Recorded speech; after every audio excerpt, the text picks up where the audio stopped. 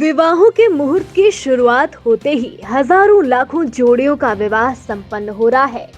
न जाने कितने घरों में खुशियों की बहार आ रही है, नव दंपतियों के नवजीवन की शुरुआत हो रही है। वहीं हजारों क्विंटल भोजन की बर्बादी इन शादी वाले पार्टियों में साफ तौर पर देखे जा सकते हैं। बात सिर्फ इतनी सी है कि वैसे लोग जो इन शादी के पार्टियों में जाते हैं और थालियों में भर भर कर भोजन तो लेते हैं, मगर उन खानों को पूरा खत्म करने के बजाय उसे बर्बाद कर देते हैं, जो बाद में कचड़े के अंबार के रूप में नजर आता है।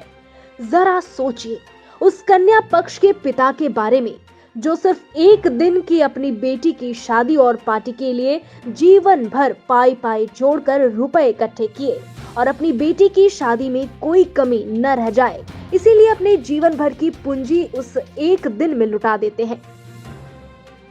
ऐसे में वे लोग जो इन पार्टियों और शादियों में जाते हैं, कन्या पक्ष की भावना की कद्र करनी तो दूर, माता अन्नपूर्णा का भी निरादर करने में कोई कोताही नहीं बरतते।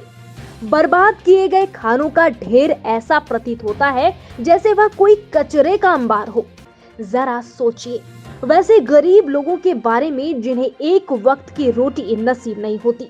अगर इन खानों की बर्बादी ना की जाए तो हमारे देश में लाखों की संख्या में ऐसे लोग हैं जो भोजन के लिए तरसते हैं।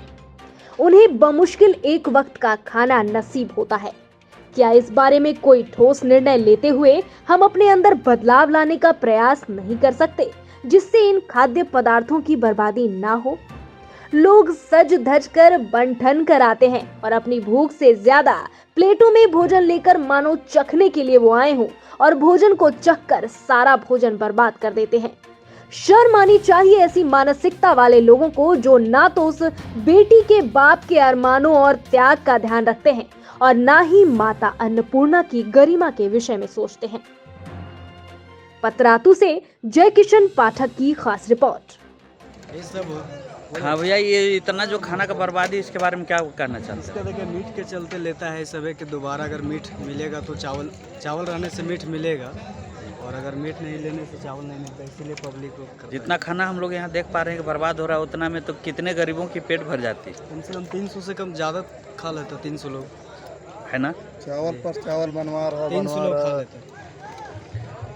300 लोगों का खाना बर्बाद हो गया। उस बेटी के बाप के बारे में भी लोगों को सोचना चाहिए। ये सब नहीं सोचता है पब्लिक लोग, बस एक दूसरे को सोचता है कि किसी तरह से हम बेइज्जत कर देते हैं।